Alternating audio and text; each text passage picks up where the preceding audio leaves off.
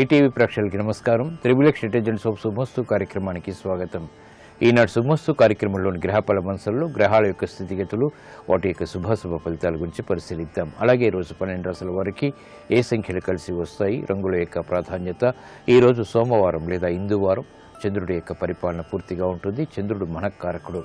మానసిక ప్రశాంతతకి చంద్రుడి యొక్క అనుగ్రహం తప్పనిసరి. మరి ఈరోజు 12 రాశుల వారు కూడా ఈశ్వరారాధన ద్వారా చక్కటి ప్రశాంతత పరిస్థితులు పొందగలుగుతారు.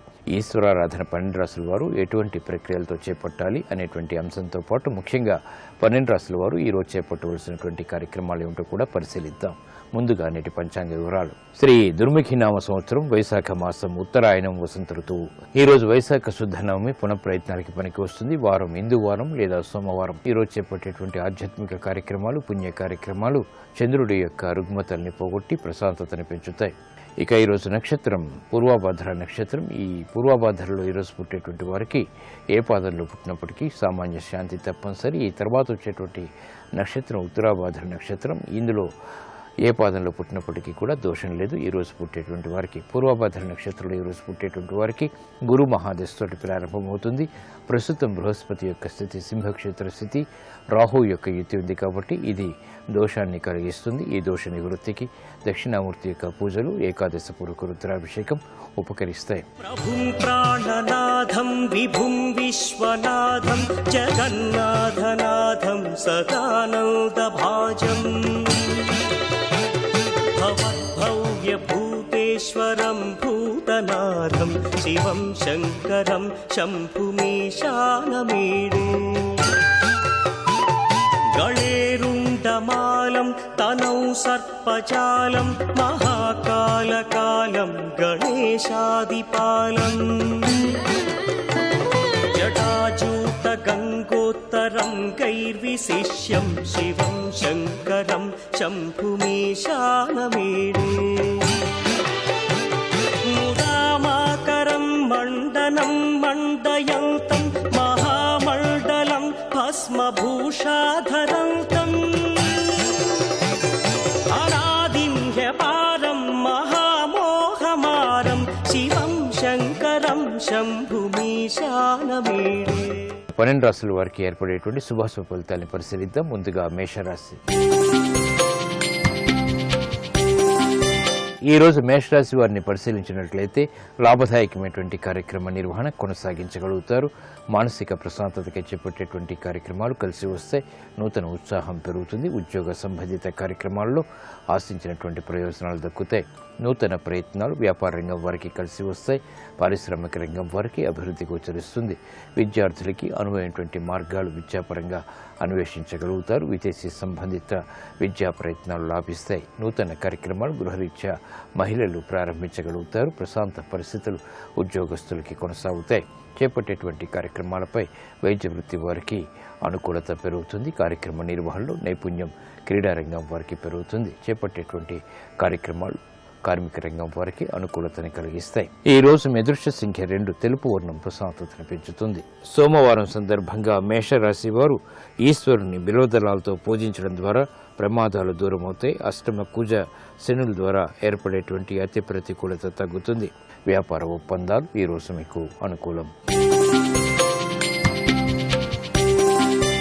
ఈ రోజు వృషభ రాశి వారిని పరిశీలించినట్లయితే మానసిక ప్రశాంతతకి చేపట్టేటువంటి కార్యక్రమాలు కలిసి వస్తాయి. ఆధ్యాత్మిక కార్యక్రమాల్లో సంతృప్తికర సంఘటనలు చోటు చేసుకుంటాయి. సంబంధ బాంధవ్యాలు కూడా మెరుగవుతాయి. రాజకీయ వ్యవహారాల్లో ఏర్పడినటువంటి ప్రతికూలత తగ్గుతుంది. అభివృద్ధి కార్యక్రమాలని పారిశ్రామిక రంగం వారు చేపట్టినప్పటికీ ఆర్థిక వ్యవహారాల్లో అనిశ్చిత పరిస్థితులు కూడా వెన్నంటి ఉంటాయి.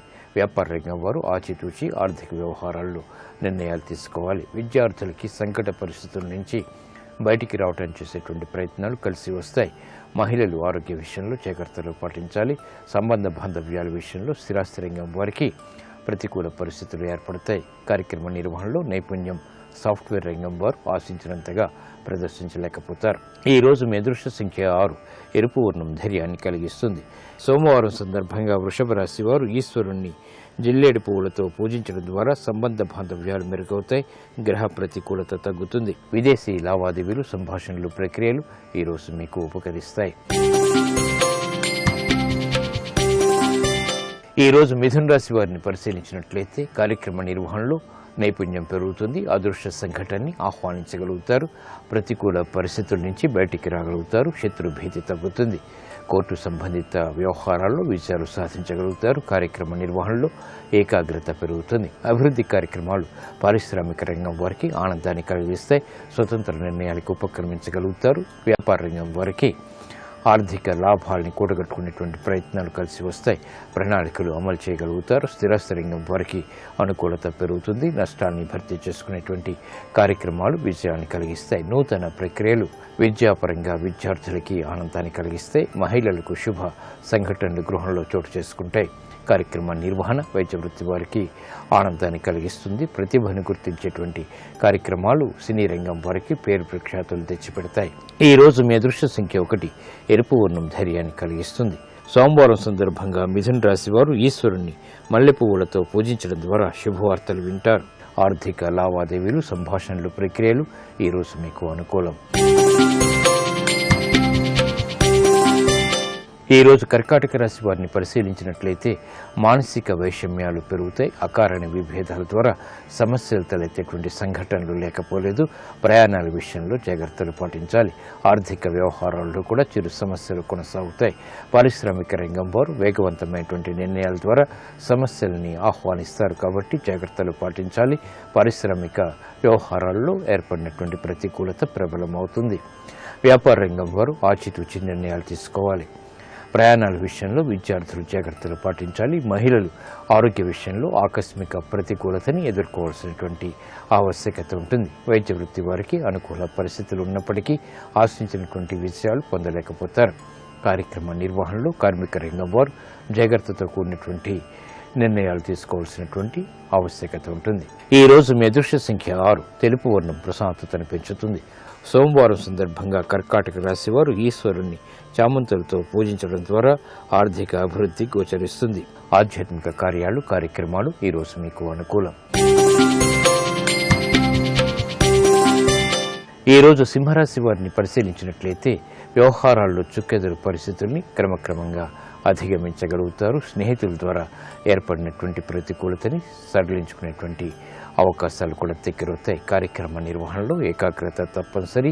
పిల్లల విషయంలో అభివృద్ధి గోచరిస్తుంది. ఆనందాన్ని కలిగిస్తుంది. ఆర్థిక సంబంధిత లావాదేవీలు పారిశ్రామిక రంగం వారికి కలిసి వస్తాయి. వేగవంతమైనటువంటి నిర్ణయాలు తీసుకోగలుగుతారు. అభివృద్ధి కార్యక్రమాలు వ్యాపార రంగం వారికి ఆనందాన్ని కలిగిస్తాయి. చేపట్టేటువంటి కార్యక్రమాలపై విద్యార్థులు పట్టు బిగించగలుగుతారు. నాణ్యమైనటువంటి కార్యక్రమ నిర్వహణ వైద్య వృత్తి వారికి ఆనందాన్ని కలిగిస్తుంది. క్రమశిక్షణతో కూడినటువంటి కార్యక్రమాలు స్థిరాస్తి రంగం వారికి విలువలను పెంచుతాయి. ఆర్థిక సంబంధిత లావాదేవీలు సాఫ్ట్వేర్ రంగం వారికి కూడా కలిసి వస్తాయి. ఈ రోజు మీ అదృష్ట సంఖ్య 5 ఆకుపచ్చ వర్ణం రక్షణకి దోహదపడుతుంది. సోమవారం సందర్భంగా సింహరాశి వారు ఈశ్వరుణ్ణి విభూతితో అభిషేకించడం ద్వారా క్లిష్ట సమస్యలకు పరిష్కారాలు లభిస్తాయి. విద్యా ప్రయత్నాలు ఈ రోజు మీకు అనుకూలం. ఈ రోజు కన్యారాశి వారిని పరిశీలించినట్లయితే ఆర్థిక సంబంధిత లావాదేవీలు కలిసి వస్తాయి. నూతన కార్యక్రమాలను వేగవంతంగా ప్రారంభించగలుగుతారు. ఆలోచన సంపత్తి పెరుగుతుంది. తెలివైన నిర్ణయాలు తద్వారా విజయాలు చేతికందుతాయి. పారిశ్రామిక రంగం వారికి నూతన ప్రణాళికలు అమలు చేయగలుగుతారు. వ్యాపార రంగం వారికి అభివృద్ధి గోచరిస్తుంది. ఆర్థిక బలం కూడా చేకూరుతుంది. అభివృద్ధి కార్యక్రమాలు వైద్య వృత్తి వారు కూడా చేపట్టగలుగుతారు.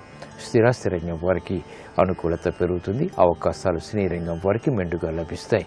కార్యక్రమ నిర్వహణలో నైపుణ్యం కార్మిక రంగం వారికి పెరుగుతుంది. ఈ రోజు మీ అదృష్ట సంఖ్య 9 ఎరుపు వర్ణం ధైర్యాన్ని కలిగిస్తుంది. సోమవారం సందర్భంగా కన్యా రాశి వారు ఈశ్వరుణ్ణి సన్నజాజులతో పూజించడం ద్వారా శుభ పరిణామాలు గృహంలో చోటు చేసుకుంటాయి. ఆర్థిక ప్రయత్నాలు లావాదేవీలు సంభాషణలు ఈ రోజు మీకు లాభదాయకం.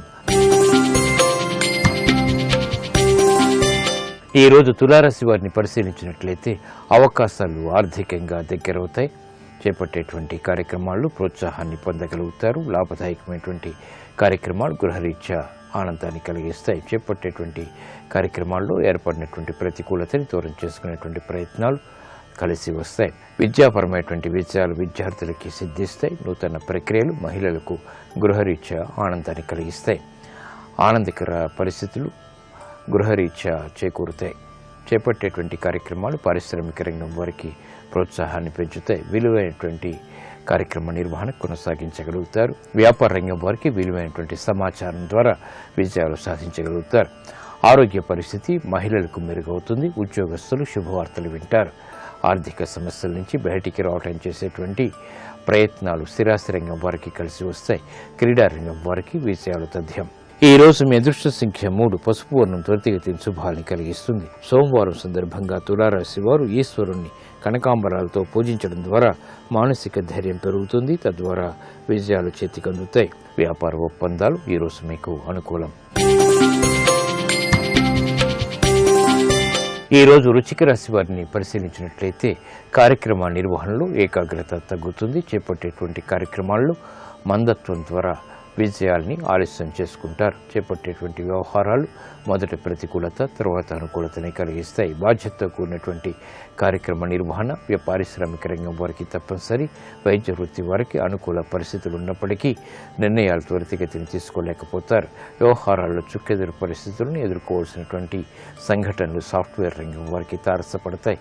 మహిళలు ఆరోగ్య విషయంలో జాగ్రత్తలు పాటించాలి. విద్యార్థులకి ఆశించినటువంటి ప్రయోజనాలు విదేశీ విద్యాపరంగా లభిస్తాయి. కార్యక్రమ నిర్వహణలో క్రమశిక్షణ స్థిరాస్తి రంగం వారికి కొనసాగుతుంది. ఈ రోజు మీ అదృష్ట సంఖ్య 6. తెలుపు వర్ణం ప్రశాంతతను పెంచుతుంది. సోమవారం సందర్భంగా వృశ్చిక రాశి వారు ఈశ్వరుని బిల్వదళాలతో పూజించడం ద్వారా ఆరోగ్య రక్షణ ఏర్పడుతుంది. ప్రతికూల పరిస్థితులు కనుమరుగవుతాయి. స్థిరాస్తి నిర్ణయాలు ఈ రోజు మీకు అనుకూలం. ఈ రోజు ధనుసు రాశి వారిని పరిశీలించినట్లయితే రాజకీయ వ్యవహారాల్లో నెగ్గుకురాగలుగుతారు. ఆరోగ్య ప్రతికూలత తగ్గుతుంది. చేపట్టేటువంటి కార్యక్రమాలపై తిరిగి పట్టు బిగించేటువంటి సంఘటనలు ఆనందాన్ని కలిగిస్తాయి. వ్యయాన్ని మాత్రం నియంత్రించలేకపోతారు. కార్యక్రమ నిర్వహణలో కార్యదీక్ష వ్యాపార రంగం వారికి బలాన్ని చేకూరుస్తుంది. పారిశ్రామిక రంగం వారికి మెరుగైనటువంటి అవకాశాలు వృత్తిపరంగా చోటు చేసుకుంటాయి. క్రమశిక్షణతో కూడినటువంటి కార్యసాధన విద్యార్థులకి లభ్యమవుతుంది. అభివృద్ధి కార్యక్రమాలు మహిళల గృహరీత్యా చేపట్టగలుగుతారు. చేపట్టేటువంటి కార్యక్రమాలు వైద్య వృత్తి వారికి కలిసి వస్తాయి. న్యాయవాద వృత్తి వారికి సంకోచ పరిస్థితుల నుంచి బయటికి రావటమే కాకుండా విజయాలను కూడా సాధించగలుగుతారు. ఈ రోజు మీ అదృష్ట సంఖ్య 3. పసుపు వర్ణం త్వరితగతిన శుభాల్ని కలిగిస్తుంది. సోమవారం సందర్భంగా ధనుస్సు రాశి వారు ఈశ్వరుణ్ణి గులాబీ పూలతో పూజించడం ద్వారా ఆర్థిక విజయాలు సాధించగలుగుతారు. విద్యా ప్రయత్నాలు ఈ రోజు మీకు అనుకూలం. ఈ రోజు మకర రాశి వారిని పరిశీలించినట్లయితే శోభతో కూడినటువంటి కార్యక్రమ నిర్వహణ గృహరీత్యా కొనసాగించగలుగుతారు. చేపట్టేటువంటి కార్యక్రమాలు వృత్తిపరంగా ఆనందాన్ని కలిగిస్తాయి, బలాన్ని చేకూరుస్తాయి.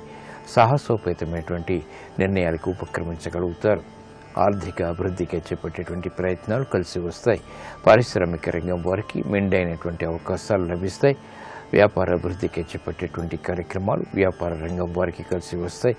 వ్యాపార దక్షత పెరుగుతుంది. అభివృద్ధి కార్యక్రమాలను వైద్య వృత్తి వారు కూడా చేపట్టగలుగుతారు. నూతన ప్రక్రియలు వృత్తిపరంగా ఆనందాన్ని కలిగిస్తాయి. సంతోష సంఘటనలు మహిళలకు చేకూరుతాయి. గృహ విషయాలు శుభ పరిణామాలని ఆహ్వానించగలుగుతారు. ఆర్థిక అభివృద్ధి వైద్య వృత్తి వారికి కొనసాగుతుంది. ఈ రోజు మీ అదృష్ట సంఖ్య 9. ఎరుపు వర్ణం ధైర్యాన్ని కలిగిస్తుంది. సోమవారం సందర్భంగా మకర రాశి వారు ఈశ్వరుణ్ణి పసుపు జలంతో అభిషేకించడం ద్వారా శుభ పరిణామాలు గృహంలో చోటు చేసుకుంటాయి. ఆర్థిక లావాదేవీలు సంభాషణలు ఈ రోజు మీకు లాభదాయకం. ఈ రోజు కుంభరాశి వారిని పరిశీలించినట్లయితే ఆరోగ్య విషయంలో ప్రతికూలత ఏర్పడుతుంది. ఆరోగ్య ఖర్చులు పెరుగుతాయి. తత్తరపాటు సంఘటనలు ఆర్థికంగా కొనసాగుతాయి. ఆలోచించి తీసుకున్నటువంటి నిర్ణయాలు మాత్రమే ఉపకరిస్తాయి. వ్యాపార రంగం వారు ఆచితూచి నిర్ణయాలు తీసుకోవాలి. పారిశ్రామిక రంగం వారికి సందిగ్ధ పరిస్థితులు కొనసాగుతాయి. నిర్ణయాలు తీసుకోలేనటువంటి పరిస్థితులు విస్మయాన్ని కలిగిస్తాయి. చేపట్టేటువంటి కార్యక్రమాలపై స్థిరాస్తి రంగం వారు పట్టు బిగించగలుగుతారు. ఆర్థిక లావాదేవీలు కలిసి వస్తాయి. సంబంధ బాంధవ్యాలు న్యాయవాద వృత్తి వారికి ప్రోత్సాహాన్ని పెంచుతాయి. అభివృద్ధి కార్యక్రమాలు క్రీడారంగం వారికి కలిసి వస్తాయి. ఈ రోజు మీ అదృష్ట సంఖ్య 1. ఎరుపు వర్ణం ధైర్యాన్ని కలిగిస్తుంది. సోమవారం సందర్భంగా కుంభరాశి వారు ఈశ్వరుణ్ణి మారేడు దళాలతో పూజించడం ద్వారా ఆర్థిక బలం చేకూరుతుంది. మానసిక ధైర్యం పెరుగుతుంది. ఆర్థిక నిర్ణయాలు ఈ రోజు మీకు లాభదాయకం. ఈ రోజు మీనరాశి వారిని పరిశీలించినట్లయితే ఆర్థిక సంబంధిత లావాదేవీల్లో మెరుగైనటువంటి మార్పులు చోటు చేసుకుంటే రాజకీయ ప్రణాళికలు అమలు చేయగలుగుతారు. ఉద్యోగ సంబంధిత కార్యక్రమాల్లో ప్రశాంతత పెరుగుతుంది. అభివృద్ధి కార్యక్రమాలు వ్యాపార రంగం వారికి బలాన్ని పెంచుతాయి. కార్యక్రమ నిర్వహణలో నైపుణ్యం విద్యార్థులకి ప్రోత్సాహాన్ని పెంచుతుంది. రాజకీయ లబ్ధికే చేపట్టేటువంటి కార్యక్రమాలు రాజకీయ రంగం వారికి కలిసి వస్తాయి. ఉద్యోగస్తులు శుభవార్తలు వింటారు. ఉన్నతికే చేపట్టేటువంటి కార్యక్రమాలు ప్రోత్సాహాన్ని పెంచుతాయి. బలమైనటువంటి నిర్ణయాలు కార్మిక రంగం వారు తీసుకోగలుగుతారు. అభివృద్ధి కార్యక్రమాలు వ్యవసాయ రంగం వారికి ప్రోత్సాహాన్ని పెంచుతాయి. ఈ రోజు మీ అదృష్ట సంఖ్య 2. తెలుపు వర్ణం ప్రశాంతతను పెంచుతుంది. సోమవారం సందర్భంగా మీనరాశి వారు ఈశ్వరుణ్ణి చామంతులతో పూజించడం ద్వారా శుభ పరిణామాలు గృహంలో చోటు చేసుకుంటాయి. ఆర్థిక లావాదేవీలు, సంభాషణలు, ప్రక్రియలు ఈ రోజు మీకు లాభదాయకం.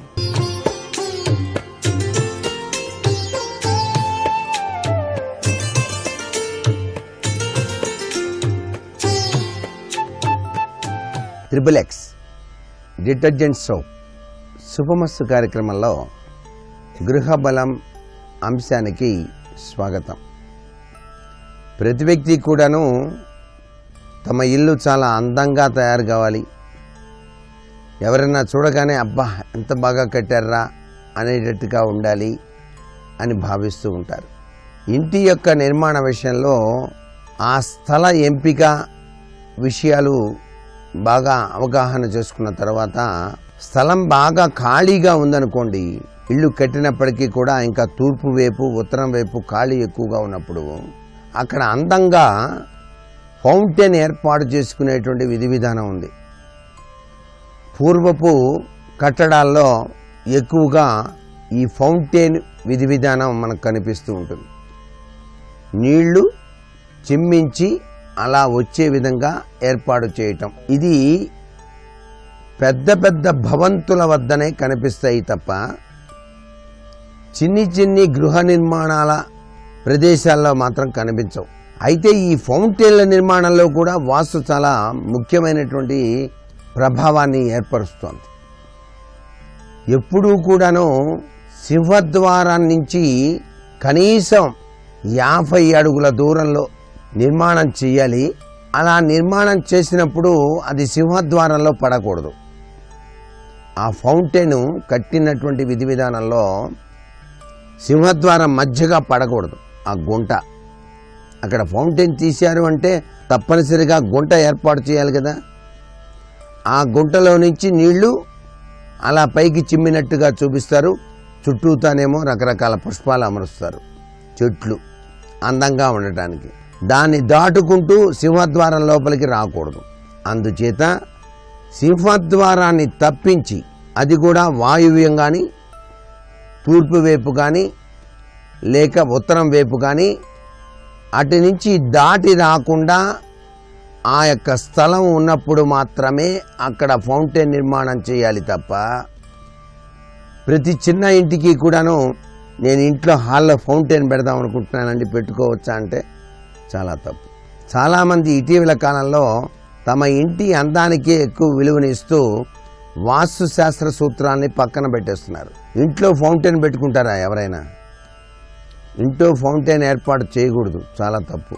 ఎప్పుడూ కూడా ఫౌంటైన్స్ కానివ్వండి, అలా చక్కగా నీరు విరజిమ్మేటట్టుగా ఉండేటువంటి విధి విధానంలో మీ ఇంటి చుట్టూతా ఎక్కువ ఖాళీ స్థలం ఉండి అత్యధికమైనటువంటి స్థలం గనక ఉన్నప్పుడు మాత్రమే ఏర్పాటు చేసుకోవాలి. ఒక గృహం కట్టిన తర్వాత ఆ గృహంలో అదృష్టలక్ష్మి చక్కగా నిలిచి ఉండటానికి, గృహానికి బలం చేకూరటానికి మనం నిత్యం ఆచరించేటువంటి సూత్ర ప్రాతిపదికలే ఆ గృహానికి శ్రీరామ రక్ష అవుతాయి. ప్రతి శుక్రవారం కూడాను గృహంలోని ప్రతి ఒక్క గడపను పరిశుభ్రంగా చేసి పసుపు కుంకుమ అలంకరించడం, అలాగే గృహ ప్రాంగణం బయట ఉన్నటువంటి చెట్లకు చక్కగా అలంకరణ చేసే విధంగా వాటిని మరీ పొడుగు ఎదగకుండా ట్రిమ్మింగ్ చేసి చక్కగా నీరు పెట్టడం. ప్రతివారం ఒక్కసారి ఇటువంటి గార్డెనింగ్ పనులు గనక గృహ నిర్మాణ రీత్యా పూర్తయిన పిదప మీరు ఏర్పాటు చేసినటువంటి ఆ గృహ అందానికి మరింత బలం చేకూర్చడానికి ప్రతి ఒక్క యజమాని కూడాను ఒకరోజు కేటాయించుకోవటం చాలా మంచిది. అంతేకాకుండా ఈశాన్యాధిపతి ఈశ్వరుడు కాబట్టి ఈశాన్య స్థానం ఎప్పుడూ కూడాను పరిశుభ్రవంతంగా ఉండేటట్టుగా అమర్చుకోవటం, ఇంటికి పట్టినటువంటి బూజు లేక మరకలు ఇత్యాది విషయాల్ని పట్టించుకొని కనీసం నెలలో 15 రోజులకు ఒక్కసారైనా సరే ఇంటికి పట్టినటువంటి బూజు ఇత్యాది విషయాల్ని తొలగించి పరిశుభ్రంగా ఉంచటం, ఇవన్నీ కూడాను గృహానికి చాలా చక్కటి శోభనం బలాన్ని కలిగిస్తాయి సుమా అని చెప్పేసి. మీ ఇంట్లో గడియారాలు ఏమన్నా పని చేయనివి కనుక ఉంటే వాటిని అమ్మేసేయండి. మీ ఇంట్లో గడియారం ఎప్పుడూ కూడాను చక్కగా ఆ కాలాన్ని చూపిస్తూ ఉండే విధంగా ఏర్పాటు చేసుకోవాల్సిందే. ఇది గృహ బలానికి మరింత గొప్ప విశేషవంతమైనటువంటి బలాన్ని ఇస్తుంది అని చెప్పేసి మాత్రం చెప్పక తప్పదు. అలాగే చాలామంది గృహానికి సింహద్వారానికి రంగురంగులు కలిగినటువంటి తోరణాలు ఏర్పరుస్తూ ఉంటారు. ఆ తోరణాలు చినిగిపోయినవి కనుక ఉంటే తీసేయండి. చినిగిపోయిన తోరణాలు ఉండకూడదు. తోరణ ద్వారం ఎప్పుడూ కూడాను చాలా చక్కగా ఉండాలి. ప్లాస్టిక్ మామిడి ఆకులు ఇట్లాంటివి కూడా వస్తున్నాయి, వాటిని అందంగా అమరుస్తున్నారు. అట్లా అమర్చినప్పటికీ కూడాను ముఖ్యమైనటువంటి పండుగల సమయాల్లోనూ లేక వివాహాది సమయాల్లోనూ అసలు సిసలైన ప్రకృతిపరమైనటువంటి మామిడి ఆకులు తగిలించాలి. ఇది మాత్రం గుర్తుపెట్టుకోండి. అంతేగాని అవి ఉన్నాయి కదా అని చెప్పేసి మానేస్తే కుదరదు. అలాగే మీ ఇంటి ప్రాంగణంలోని పూల చెట్లకు చక్కగా నీరు పోయటం, ఆ పూలు మీరే భగవంతునికి ఉపయోగించడం, నిత్యం మీ ఇంటి ప్రాంగణంలో ఉన్నటువంటి పూలను కోసుకొచ్చి ఆ పూలు మాత్రం మీరు భగవంతునికి కనుక అర్పించినట్లయితే సర్వసంపదలకి కూడాను అనుగ్రహతత్వానికి నిదర్శనమైన భగవంతుడు మీకు అనుగ్రహాన్ని ప్రసాదిస్తాడు సుమా. పూలు పూయించటం, ఆ పూలని భగవంతునికి అర్పించడం అనేది చాలా అదృష్టకరమైనటువంటి ప్రభావాన్ని ఇస్తుంది ప్రతి ఇంటికి కూడా. అందుకే ప్రతి ఇంటి ముంగిట కూడాను తప్పనిసరిగా చెట్ల పెంపకం జరిగి తీరాలి. అది ఆ ఇంటిల్లిపాదికి కూడాను ఆరోగ్యాన్ని ఐశ్వర్యాన్ని కలిగిస్తుంది అనేటువంటి విషయాన్ని మాత్రం మర్చిపోరాదు. మారేడు చెట్టు, అలాగే ఉసిరిక చెట్టు, తులసి చెట్టు, ఈ మూడు కూడాను చక్కగా మీ యొక్క ఖాళీ జాగాలో గనక ఉన్నట్లయితే మీ గృహానికి ఐశ్వర్యం పట్టి తీరుతుంది. ప్రతినిత్యం కూడాను ఇంటి యజమాని గృహిణి ఆ యొక్క మారేడు చెట్టుకు మాత్రం చెంబెడు నీళ్లు పోసినట్లయితే మీకే తెలుస్తుంది మీ పట్ల అదృష్ట దేవత ఎంత చక్కగా సహకరిస్తోందో. అంతేకాదు, దేవాలయం ఆవరణలో గల స్థలం మీరు ఏదైనా సరే తీసుకున్నట్లయితే తెలిసి తెలియక దేవాలయం అక్కడ ఉంది, దాని పక్కనే ఆవరణ స్థలం ఉంది. ఆ ఆవరణ స్థలంలో మాత్రం గృహం కట్టకండి. చక్కగా ఒక ఆవును పెంచండి, ఆవుని కట్టి దేవాలయం యొక్క ధ్వజస్తంభం నీడ కానీ దేవాలయం యొక్క గోపురం యొక్క నీడ కానీ మీరు కట్టే స్థలంలో పడకూడదు. మరి స్థలం ఉందంటే ఏం చేయాలి? చాలా కష్టం కదా. అంటే ఆ స్థలంలో మీరు గోమాతను సేవ చేసే విధంగా గోవులను పెంచవచ్చు. గోసేవ చేయటం మీ ఇంటిల్లిపాదికి కూడా యోగవంతమైన ప్రభావాన్ని ఇస్తుంది. అట్లాగే ఆ స్థలంలో మీరు ఆకుకూరలు పెంచండి. ఆకుకూరలు ఒక మడి, అట్లాగే తులసి సంబంధించినటువంటి మడి, ఇట్లాంటివన్నీ పెంచి దేవాలయాల్లో ఏదైనా బృహత్తరమైనటువంటి కార్యక్రమాలు నిర్వహించేటప్పుడు నిత్యం ఆ యొక్క అద్భుతవంతమైనటువంటి తులసి దళాల్ని దేవాలయంలో సమర్పిస్తే చాలా గొప్ప అదృష్టం మీకు పట్టి తీరుతుంది సుమా.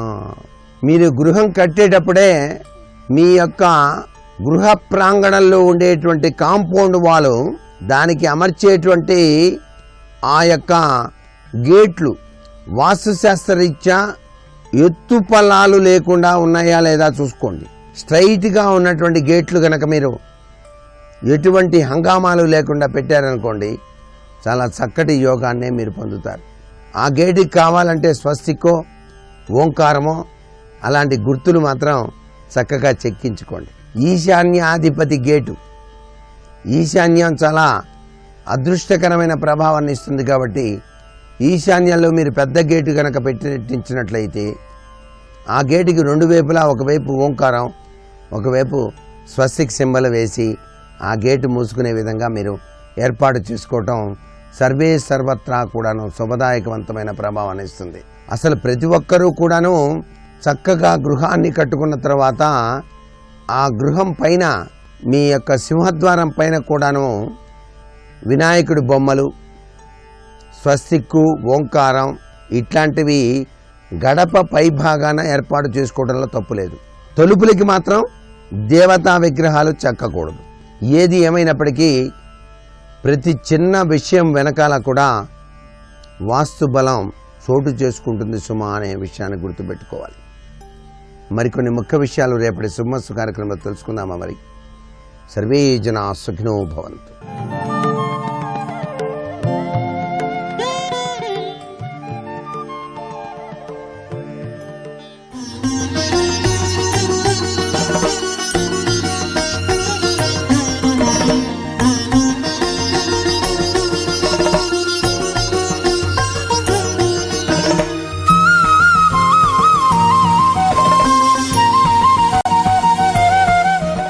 సౌందర్యం అంటే బాహ్యమైన అందంతో సంబంధం ఉండదు.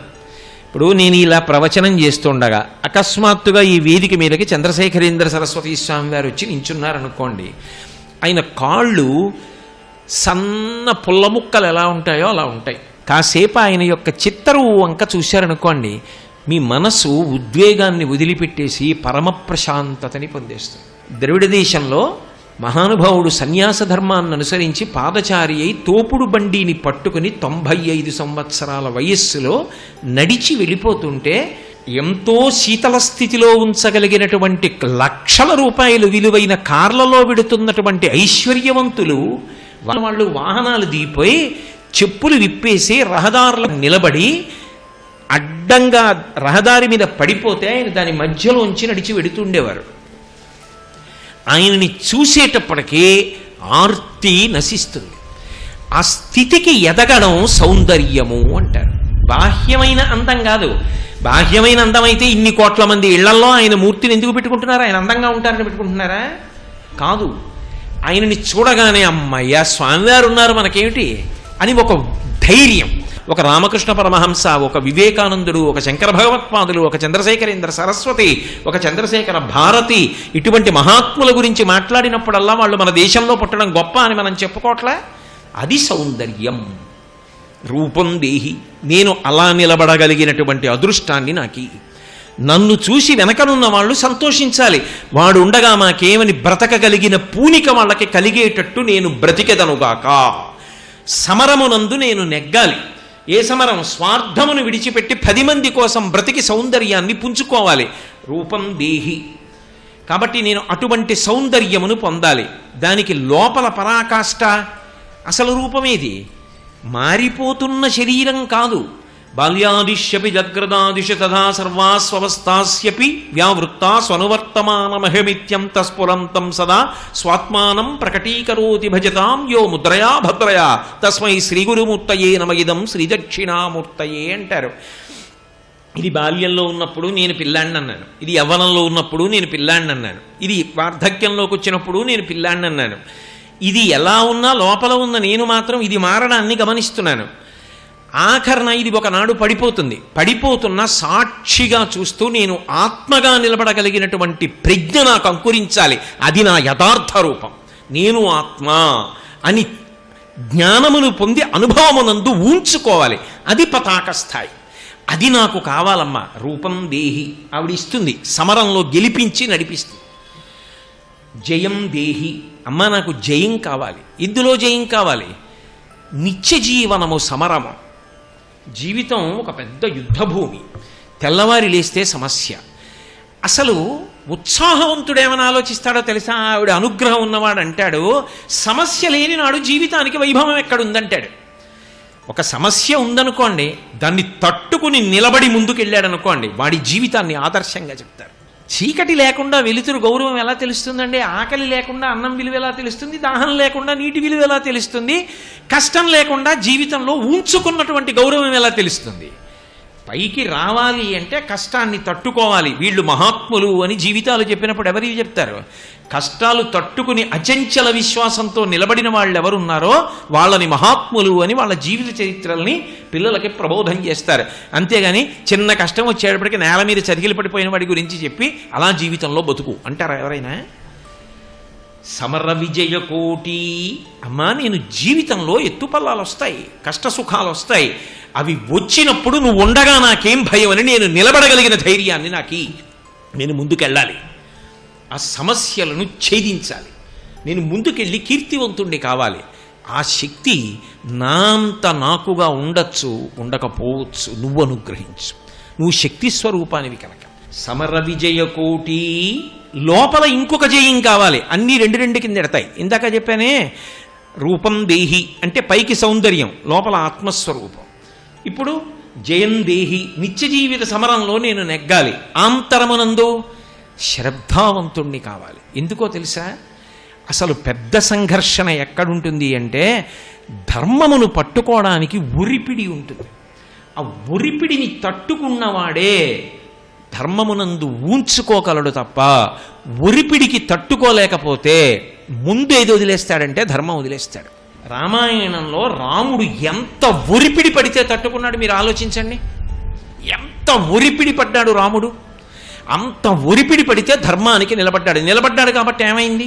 త్రేతాయుగం తర్వాత ద్వాపరయుగం కూడా అయిపోయి కలియుగం వచ్చేసిన ఏ కథ చెప్తారో రామకథ చెప్తారు, రామనామం చెప్తారు, రామాయణం చెప్తారు, రామకోటి రాస్తారు. ధర్మానికి నిలబడగలిగితే ఊరిపిడి తట్టుకుని వాడు శాశ్వతుడవుతాడు. కానీ అది అంత తేలిక కాదు. అమ్మా, అలా తట్టుకోగలిగిన శక్తిని నాకు ఇచ్చి ధర్మమునందు ఊంచుకునేటట్టు చెయ్యి. అది రూపం దేహి, జయం దేహి, యశో దేహి. యశస్సు అంటే కీర్తి. కీర్తి ఎందుకు వస్తుంది మనిషికి? పోనీ అపకీర్తి ఎందుకు వస్తుంది? చాలా తేలిగ్గా తెలుసు. చెడ్డ పని చేస్తే అపకీర్తి వస్తుంది. చెడ్డ పని ఎందుకు చేశాడు? చెడ్డవాడు కాబట్టి చేశాడు. అప్పుడు లోకంలో పుట్టుకతో విభాగాలు ఉన్నాయా? వీడు చెడ్డవాడు, వీడు మంచివాడు అని ఉండదు. ఆ సమయమునకు వాడి మనస్సుని భూతం ఆవేశించింది. ఒక చెడ్డ పని చెయ్యమని ప్రబోధం చేసింది. వాడు వశపడ్డాడు. చెడ్డ పని చెయ్యాలనేటటువంటి తలంపు అంకురము మొలకెత్తడానికి మొదటి కారణమేది అంటే మీరు మనస్సుని పోషించేవి బయట నుంచి లోపలికి ఏవి పుచ్చుకుంటున్నారన్న దాన్ని బట్టి ఉంటుంది.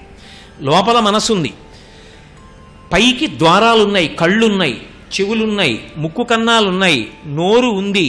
వీటి ద్వారా లోపలికి ఏవి పంపిస్తున్నారో ఆ సంబంధమైన ఆలోచనలు మనసు చేస్తుంది.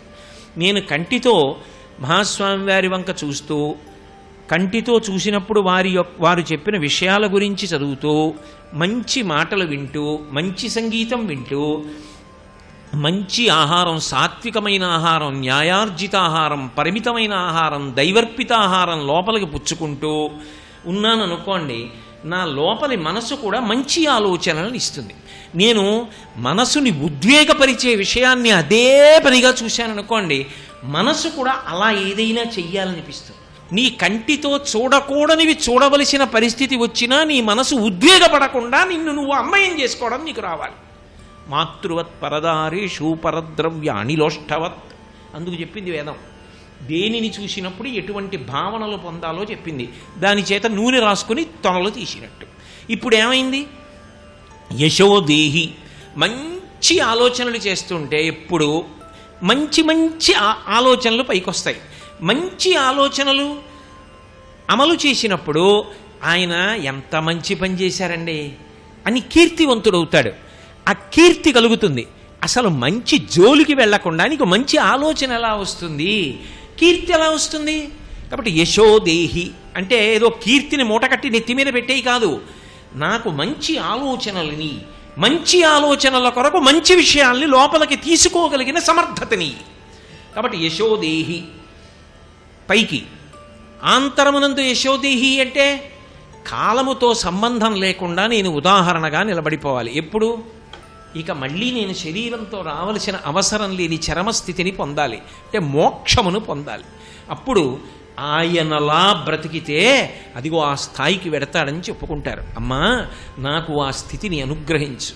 కాబట్టి రూపం దేహి, జయం దేహి, యశో దేహి, దిశో జహి. దిశో జహి అంటే శత్రువులను నశింపచెయ్యగలిగినటువంటి శక్తిని నాకి. ధర్మరాజు గారు ఎవరి యందు శత్రుభావన చేయడు, కానీ ధర్మరాజు గారి యందు శత్రుభావన చేసిన వాళ్ళు ఉంటారు. లోకంలో తప్పదు, ఉంటుంది.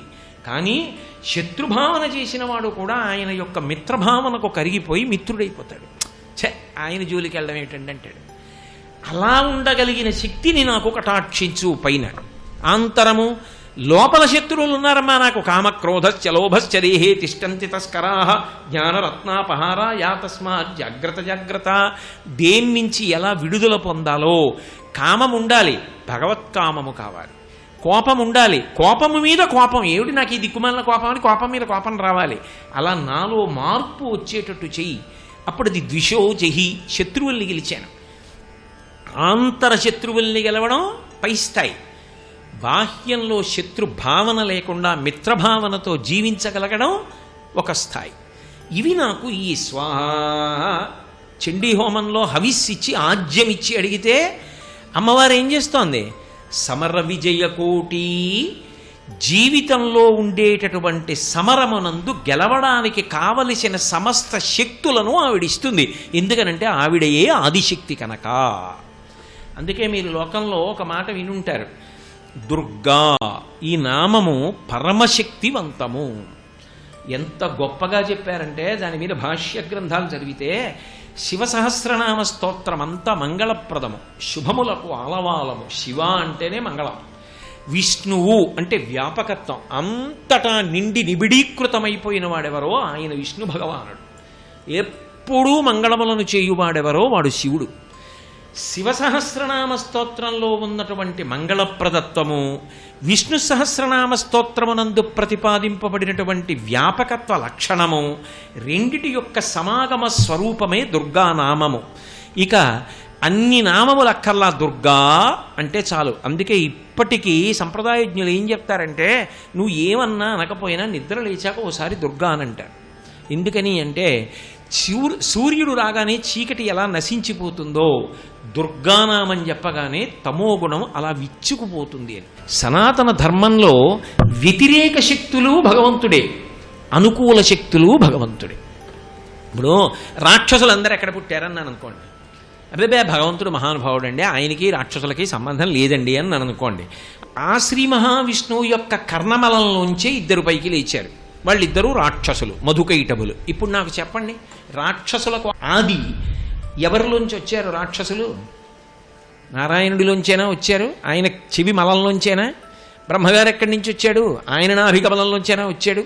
వాళ్ళు వస్తూనే అన్నారు, తొడలు కొట్టి మాతో యుద్ధం ఎవడు చేస్తాడు రా, ఎవడు లేడు, ఎవడన్నా ఉంటే బాగుండు, మాకు తేట, మేము యుద్ధం చేయాలన్నారు. అది ఆసురీ శక్తి. ఈయన అన్నాడు, నేనేం చెయ్యాలి ఇక్కడికి వచ్చి, నాకు చెప్పేవాడు ఎవరైనా ఉన్నాడా అన్నాడు. ఇది సాత్విక శక్తి. సాత్విక శక్తి అయినా రాక్షస శక్తి అయినా భగవంతుడి నుంచే వస్తుంది. అందుకని ఆయనే నిగ్రహిస్తాడు తప్ప ఇంకొకడు నిగ్రహించడు. అది జయం అంటే అది సమర విజయకోటి. కాబట్టి ఇప్పుడు ఆ మధుకైటబులు అని వాళ్ళని ఎందుకన్నారు అంటే, మిగిలిన రాక్షసులందరికన్నా మొదట పుట్టిన వాళ్ళు వాళ్ళే. అంటే మిగిలిన రాక్షస ప్రవృత్తులన్నీ ఎందులోంచి వస్తాయంటే దీంట్లోంచే వస్తాయి. నేను అని ఒక్కటి ఉంటే దానికన్నా ప్రియమైనది లోకంలో ఏదీ లేదు. అందుకే ఇది చెప్పడానికి వేదాంతంలో మాట చెప్తారు. పెద్ద వరద వచ్చింది, భార్యని ఇద్దరు బిడ్డల్ని చంకలో పెట్టుకుని ఇస్తున్నాడు, ఈదలేకపోయాడు. ఒక బిడ్డను వదిలేస్తానన్నాడు, ఇంకా ఇస్తున్నాడు, ఈదలేకపోయాడు, ఇంకో బిడ్డను వదిలేశాడు. భార్యని పట్టుకుని ఇస్తున్నాడు, ఈవిడుంటే మళ్ళీ బిడ్డలు పుడతారని. కొంత దూరం ఈదాడు, ఈదలేకపోయాడు, ఎక్కడో అక్కడ మళ్ళీ భార్య దొరుకుతుందని ఆవిడ్ని వదిలేశాడు. నేను వదిలేస్తాడా? ఆఖరి నిమిషం వరకు ఇస్తాడు. ఇప్పుడు నేను కన్నా గొప్పది ఏముంది, మధురమైంది? ఈ నేను వాడు, నాది వాడిది, మళ్ళీ ఎవరు ఇవ్వాలి? వాడే ఇవ్వాలి. ఆ భావన. ఇప్పుడు ఆసురీ ప్రవృత్తి పోయి సాత్విక ప్రవృత్తి వచ్చింది. వాడు వాడిది, నేను నాది. నేను అన్నప్పుడల్లా నేనెవరు? లోపల ఉన్నవాడు. ఇది ఎవరిది? వాడు అనుగ్రహించినది వాడిది. ఇది ఎవరిది? వాడు అనుగ్రహించి ఇచ్చింది వాడిది. ఇప్పుడు రాగము లేదు, సంగము లేదు, దానితో బంధనము లేదు. ఇది మధుకైటభుల్ని ఎవరు సంహరించారు? ఆయనే సంహరిస్తాడు. మళ్ళీ ఆయనలోంచి వచ్చిన వాళ్ళని ఆయనే సంహరించాడు. ఆయనలోంచి వచ్చిన వాడిని ఆయన అనుగ్రహించి వేదం ఇచ్చి సృష్టి చేయించాడు. అంటే ఇప్పుడు మీరు నాకు ఒక విషయం చెప్పండి, సాత్విక ప్రవృత్తికి రాక్షస ప్రవృత్తికి కూడా ఆలంబనం మాత్రం ఎవరు? భగవంతుడే. ఆయనే రెండిటిని, ఒకదాన్ని వృద్ధి చేస్తాడు, ఒకదాన్ని నిగ్రహిస్తాడు. కాబట్టి అమ్మ నువ్వేం చేయాలి? దిశో జహి, ఇవన్నీ మాకి. అటువంటి తల్లి దుర్గా. దుర్గాలో దకారము దైత్యనాశనము అన్న మాటకు అర్థం అది. ఉకారము విఘ్ననాశనము. విఘ్ననాశనము అంటే కేవలం విఘ్నం అంటే ఏమిటో తెలుసా? అడ్డొచ్చి తొలగిపోవడం కాదు, కార్యహంతి. ఇంకా పనవదు, ఇంకా పెనవకుండా ఆగిపోయింది అనుకోండి విఘ్నం వచ్చిందంటారు. మళ్ళీ మొదలైంది అనుకోండి అది విఘ్నం కాదు. అప్పుడు ఏమని చెప్పాలో తెలుసా? విఘ్నరాజు యొక్క అనుగ్రహము చేత ఆగిపోవలసినది ఆగిపోకుండా కొనసాగినది. మంచిదైతే అడ్డొచ్చేయవలసిన దాన్ని ఆప్ చేసి కొనసాగిస్తాడు. అది చెడ్డదనుకోండి, ప్రమాదకరం అనుకోండి, దాని జోలికి అమాయకంగా వెళ్ళిపోతున్నాడు, నశించిపోతాడు. అప్పుడు ఏం చేస్తాడంటే విఘ్నకరుడవుతాడు. అది వినాయకుడిలో ఉన్న గొప్పతనం. వినాయకుడిని పూజ చేస్తే ఒక విఘ్నాలు తీసేయమని పూజ చేస్తారంటే తత్వం తెలియదని గుర్తు. విఘ్నము కల్పించి రక్షించాడు, విఘ్నమును తొలగించి రక్షించాడు. రెండూ చేస్తేనే వినాయకుడు అవుతాడు. అందుకే ఒక్కొక్క గుళ్ళో ఇద్దరు వినాయకులు ఉంటారు. ఇద్దరు వినాయకులు ఉంటే ఒకడు విఘ్నమును చేస్తాడు, ఒకడు విఘ్నమును తొలగిస్తాడు. ఇద్దరు పూజార్హులు. అది విఘ్నమును తొలగించు తత్వము అన్నమాట విశాలమైనటువంటి పరిధిలో భగవత్తత్వంగా అన్వయం అవుతుంది. అంతేగాని ఈయన పూజ చేస్తే విఘ్నాలన్నీ తీసేస్తాడండి అన్నామనుకో, అసలు నీకు తెలియదు విఘ్నాల గురించిన తత్వం. తెలిస్తే అసలు అలా మాట్లాడడం. కాబట్టి వినాయకుడు, ఇప్పుడు ఆయన అనుగ్రహం కలిగితే నీ జీవితంలో ఎక్కడ ఆగాలో అక్కడ ఆగుతావు, ఎక్కడికి వెళ్ళాలో అక్కడికి వెడతావు. ఇది ఉ ద ఉ దు రా. రా అంటే రోగనాశనము. గత జన్మలలో చేసిన పాపములు ఫలితమును పొందితే రోగమవుతాయి. ఎప్పుడు బాధపడుతూ ఉంటాడు, ఆ బాధ రూపంలో పోతూ ఉంటుంది. ఆవిడ అనుగ్రహిస్తుంది. భరించగలిగినంత తక్కువ స్థాయి కన్నా తెస్తుంది. అసలు రోగం రాకుండానైనా ఆవిడ చెయ్యగలదు, అనుగ్రహించినాడు. అప్పుడు రా. ఇక దుర్గా. గ మళ్ళీ గ అన్న అక్షరం దేన్ని సంకేతిస్తుంది అంటే పాపనాశనం చేస్తుంది. పాపనాశనం అంటే ఒక స్థాయికి వెళ్ళిపోయినటువంటి వాడికి ఇక పాపములు అంటవసలు దగ్ధమైపోతాయి. ఎవరో రమణ మహర్షి దగ్గరికి వెళ్ళారు. అయ్యో నేను చాలా పాపాలు చేశానండి అదే పనిగా ఏడుస్తున్నాడు. ఆయన అన్నారు, చేస్తే చేసేవలేరా, నా దగ్గర ఏడుస్తూ ఎందుకు? భగవంతుడి దగ్గర ఏడు. అజ్ఞాని నామయా దోషాన శేషాన్ విధాన్ హరే క్షమస్వక్తం శేషశైల శిఖామణే అని చెప్పు, ఆయన తీసేస్తాడు పాపం అని. వాడు అన్నాడు, ఏమో నన్ను చెప్పమన్నారు కానీ నాకు చెప్తే మాత్రం ఆయన తీస్తాడండి, పాపాలన్నీ చేశానని అసలు నేను వెళ్ళగానే కోపంగా చూసి ఇలా అండా, ఇంకా నేనేం చెప్తానండి. ఆయన చూసి విసిగెత్తిపోయి అన్నారు, పో నాకు ధారపోహేస్తావా అన్నారు. అబ్బా మీరు పుచ్చుకుంటే ధారపోహేస్తానండి అన్నాడు. పోసేయి అన్నారు ఆయన అని చేయి చాపారు. వాడు వెంటనే కాసి నీళ్ళు అట్టుకొచ్చి, నేను జీవితంలో చేసిన సమస్తమైన దుర్మార్గ పాపములన్నీ రమణలకు చెందుగాక అని ధారపోహేశాడు. ఆయన పుచ్చేసుకుని వెళ్ళిరా, ఇప్పుడు ఇంకా పాపాలు చేయకన్నారు. మరి రమణ మహర్షికి వెళ్ళవా పాపాలు అంటే మీరు ఒకటి జ్ఞాపకం పెట్టుకోండి. సాధారణ సిద్ధాంతం ఏమిటి? అగ్నిని నీళ్లు ఆరిపేయాలి, కానీ ఒక్కొక్కసారి నీటిని నిప్పు కాల్చేస్తుంది. మరి అగ్ని నీటిని కాల్చేసినప్పుడు జ్ఞానానల ప్రభావేన తస్మై శ్రీ గురవే నమః భగవాన్ రమణుల వంటి వారు పుచ్చుకున్న పాపాలు కూడా కాల్చేసేసారు. భగవంతుడు కాల్చడని నువ్వు ఎందుకు అనుకుంటున్నావు? కాల్చగలడు ఆయన. అందుకే వెంకటేశ్వరుడు వేం పాపం కటతే అస్మాత్ పాపదహన శక్తిత వెంకటాచలమిత్యేవ నామదేవస్తదాజుగో అని వ్యాసుడు భవిష్యత్తర పురాణంలో చెప్పాడు. పాపములను వెంట్రుకల రూపంలో తీసేయగలిగిన ఈశ్వర శక్తి కలిగిన వాడు కాబట్టి వెంకటేశ్వర. ఆయన తీయగలడు. నువ్వెందుకు దాని గురించి ఆరాటపడతావు? ఆయన సమర్థుడు. ఆ తల్లి సమర్థురాలు. మళ్ళీ ఆయన ఆవిడ గొడవలు పెట్టుకోకండి, భగవత్తత్వం అంతే. కాబట్టి అది ఏది తీసేసిందో అది గా. ఇక తర్వాత అకారము శత్రుభావనలను నశింపచేస్తుంది. వాడు నా శత్రు అన్న భావన ఉండదు, అందరి యందు మిత్రత్వాన్ని చూస్తాడు. శత్రు భావనలను తొలగిస్తుందనాలి తప్ప శత్రువులను తొలగిస్తుందనడం ఉత్తమ సంస్కారము కాదేరదు. శత్రువులను తొలగిస్తుంది. ఏ శత్రువులని? అంతఃశత్రువులు, కామక్రోధలోభ మదమోహమాత్సర్యములను తొలగిస్తుంది. ఈ శక్తి ఎవరున్నారో ఆవిడ ఓ రూపాన్ని పొందితే దుర్గా. రూపం దేహి, జయం దేహి, యశోదేహి, దిశోజహి స్వాహ. హోమం లేకపోతే స్తోత్రం ఒక్కటే చదివారు. ఇప్పుడు ఆవిడ ఏం చేస్తోంది?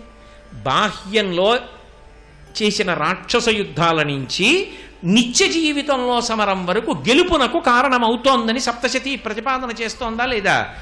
అది దృష్టిలో పెట్టుకు చెప్తున్నారమ్మా, నాకు అది ఇయ్యి అని చెప్పడానికి ఇంత అల్లరి నువ్వు జీవితంలో పడి మాట్లాడక్కర్లేదు. హోయ్ సమర విజయ కోటి సాధకానంద ధాటి. ధాటి ఎంత గొప్ప మాట వేశారు. ధాటి అంటే ఆ తల్లినిట పూజ చేసేటప్పుట గొప్ప సంతోషం కలుగుతుందిట. ఎంత సంతోషం! ఆనంద తరంగములలో తేలియాడిపోతాట. అది అమ్మవారి విషయంలో పరమసత్యం. ఎందుకో తెలుసా? లోకంలో ఏమీ తెలియనటువంటి సామాన్యుడి దగ్గర నుంచి మహాప్రాజ్ఞుల వరకు ఎవరిని ఆరాధిస్తారంటే అమ్మవారిని ఆరాధిస్తారు. సర్వం శ్రీ ఉమామహేశ్వర పరబ్రహ్మార్పణమస్తు.